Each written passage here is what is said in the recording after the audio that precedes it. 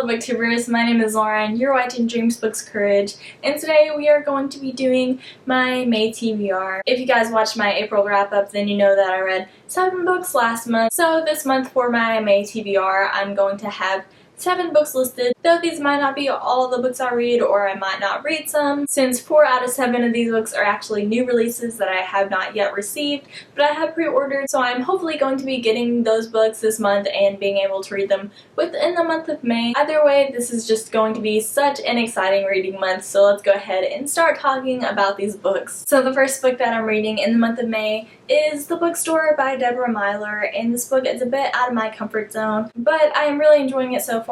I'm about halfway through with this book already. It is from the adult genre, and as most of you guys know, that is not really a genre that I read from very often. This one is about a girl named Esme, and she has moved to New York City, and she is on her way to earning her PhD, and she is going to school at Columbia University, so things are going quite well for her. She is originally from England, and she has this awesome boyfriend who is also rich, and his name is Mitchell. But then she finds out that she is actually pregnant, and so she has to just combat all these things, and she gets a job at this bookstore called The Owl. And so it's all about her experience of being pregnant and also trying to earn her PhD and having a job and just all these things happening that, you know, happen in real life. And so I think it is very interesting that it is just such a realistic story, but it is also awesome that a lot of it is taking place in a bookstore. And so after that, I'm hoping that one of my pre-orders will be here by then, and that pre-order is A Court of Thorns and Roses by Sarah J. Maas.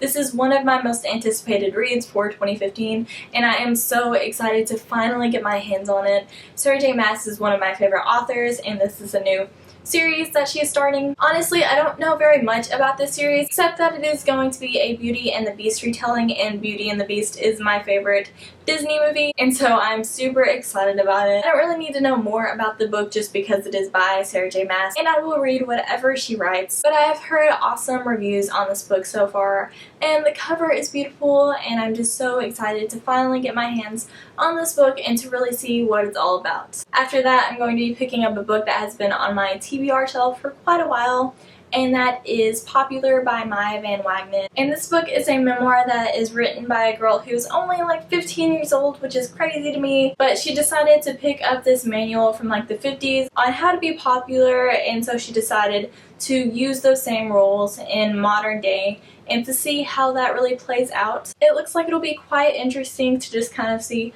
how she evolves from this sort of challenge that she's taking, and I've heard pretty good things about it. I do enjoy reading memoirs, and I think that this one will be very unique and also have a lot of life lessons in it as well, so I'm really looking forward to it. After that, I plan on reading another new release for the month, and that is The Air by Kira Cass, and this is another book that I am just so excited to read. As many of you probably know, I loved the Selection trilogy, and the fact that this is also based in the Selection world is very interesting to me. I don't really want to say a lot about how this has happened or anything because that would spoil the Selection trilogy, but this is about another Selection, but we're actually seeing it from the point of a princess named Evelyn. And so she has 35 male suitors that she has to choose from. I don't really know how the situation happened or anything, and I'm just really looking forward to getting back into the Selection world. Epic Reads has actually been doing some videos on the different candidates, and it just looks so interesting. And I'm really looking forward to seeing it from the point of view of someone who actually has to decide who they're going to marry, instead of from the point of view of someone who is one of the candidates.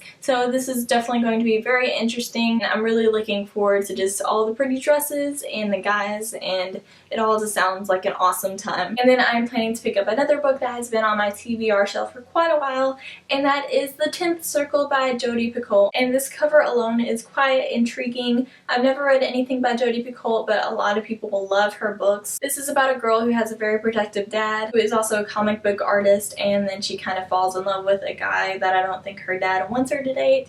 So it's just all about that story, and I'm sure there's a lot more to it than what I'm saying. But from the back, that's just kind of what I got from it. And throughout it, I know it has some comic book drawings, and so I think that's a really interesting feature of this book. The text is quite small, and it has like 500 pages in it, so it's not going to be a very quick read, but hopefully I'll be very into this writing style, and I'll really enjoy the story of it. After that, we have yet another new release, and that is End of Days by Susan E., which is the final book of the Penguin and the End of Days trilogy, and I am so excited to get my hands on this. Last month I read the first 2 books in this trilogy, and so I'm really looking forward to what's going to be happening in the 3rd book and how it's really all just going to pan out. This trilogy is about a girl named Penguin, and she's trying to protect her mother and her little sister throughout this trilogy because the world is being attacked by these evil angels, and it is a post-apocalyptic world.